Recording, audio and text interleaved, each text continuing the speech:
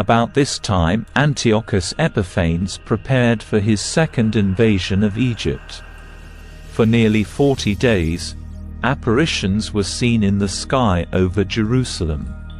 Horsemen in gold armor charged through the air, armed with lances and swords.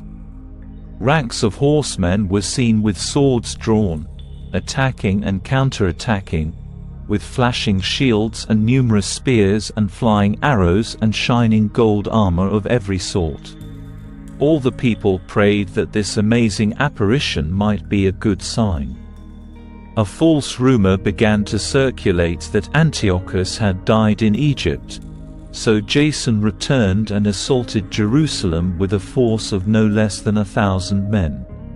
As the defenders on the wall were being defeated and the city was open to attack, Menelaus took refuge in the citadel. Jason killed his own people in Jerusalem without mercy, not realizing that success at the expense of relatives is the greatest of failures. He imagined that he was winning victories over his enemies rather than over his own people. But he did not gain control of the government, and in the end he was disgraced as the reward for his treachery. He was forced to flee again into the land of the Ammonites. Jason's life had a miserable end.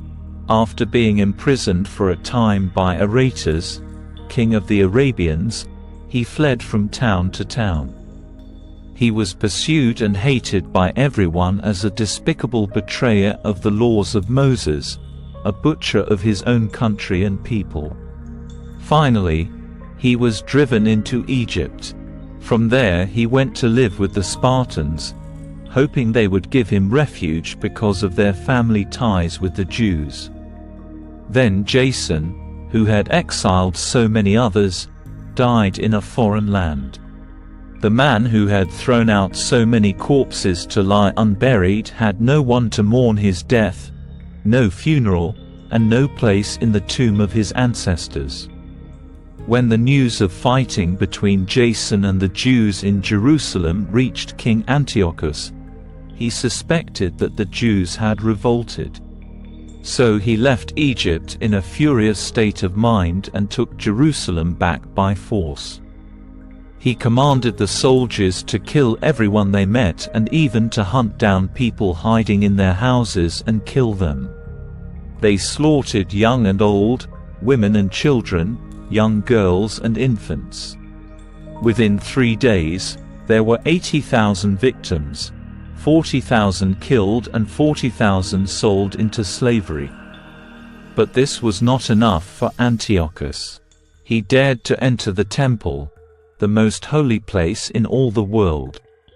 Menelaus, a traitor to the laws of Moses and to his country, was his guide. That filthy Antiochus seized the holy vessels. With defiled hands he took the ornaments that had been given as offerings by other kings to glorify and honor the temple.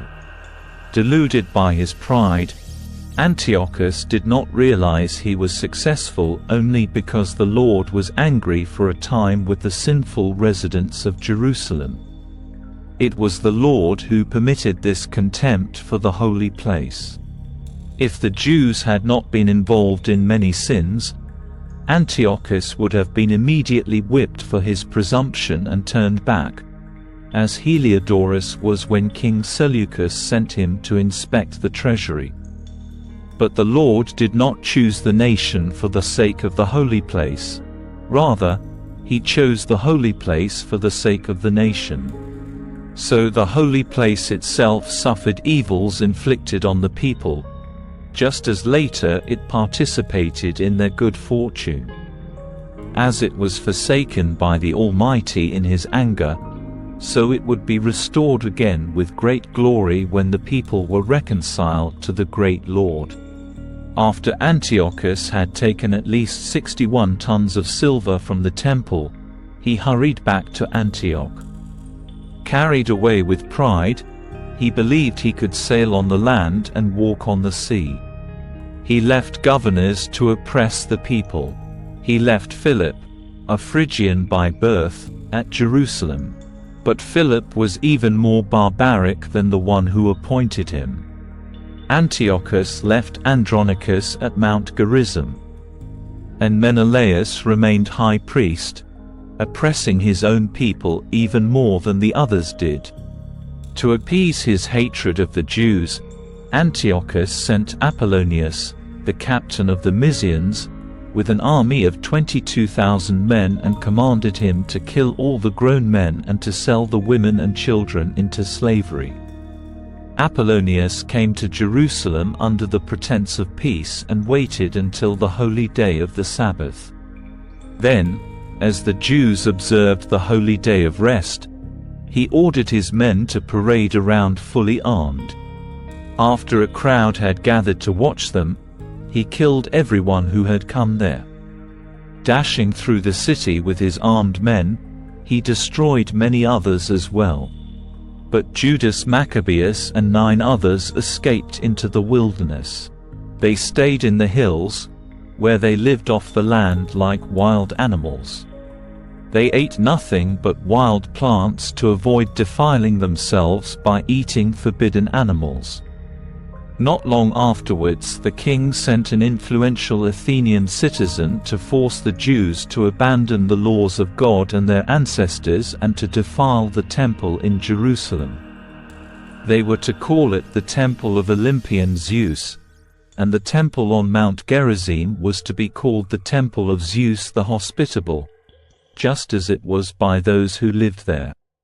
This intensification of evil was hard for everyone to bear. The temple was filled with Gentiles getting drunk at wild parties. They took their pleasure in prostitutes and had intercourse with women in the sacred temple area. And for sacrifices they brought in things that were prohibited by the law of Moses. The altar was covered with offerings that were strictly forbidden by the laws. The Sabbath was not allowed to be kept as a holy day, and the people were prohibited from celebrating the festivals instituted by their ancestors. They were not even allowed to identify themselves as Jews. Each month at the king's birthday celebration, they were forced to participate in the pagan sacrifices. And when the festival of Dionysus was celebrated, they were forced to wear ivy wreaths in honor of the pagan god. At the suggestion of the people of Ptolemais, a decree was sent to neighboring Greek cities that all Jews should be forced to participate in the sacrifices and that anyone who refused to conform to Gentile customs should be executed. The misery of the Jews was obvious. For example, 2 women were accused of having circumcised their children. They were seized and paraded through the city, clutching their infants to their breasts. Then they were thrown down from the city walls. Others who met secretly in nearby caves to keep the Sabbath day were betrayed to Philip. Then, because it was the holy Sabbath, they refused to resist their attackers, and they were all burned to death. Now, I urge those who read this book not to be disheartened by these calamities. Look at these, not as being for the destruction, but for the correction of our people. For it is a sign of great kindness when sinners are not allowed to continue in their sin for a long time but are immediately punished. In the case of other nations, the Lord waits patiently to judge them so that their punishment will be based on the full measure of their sins. But that's not how He deals with us. He punishes us before our sins reach their limit. That way He never withdraws His mercy from us. Although He chastises His people with adversity, He never abandons them. But let these words be sufficient warning to the readers. Now we must go on with the story. Eleazar, one of the leading teachers of religious law and an elderly man of noble appearance, was being forced to eat pork. But he preferred an honorable death to a defiled life, so he spit out the pork and went voluntarily to be beaten and tortured.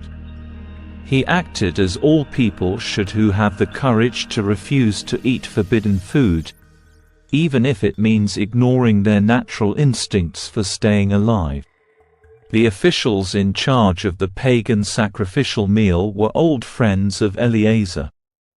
In private they urged him to secretly bring meat he was allowed to eat by the law of Moses and only pretend to eat the pork from the king's sacrificial meal. In this way they were trying to be kind to Eleazar and help him save himself from death.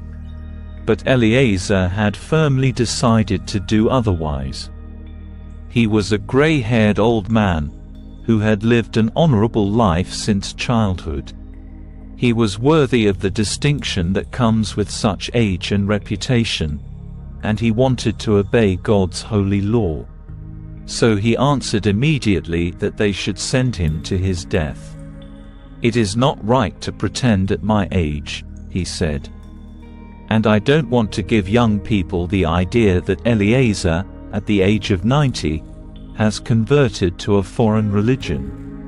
I could gain a few more days of life by pretending to eat the pork, but I would also lead young people astray and defile and disgrace my old age.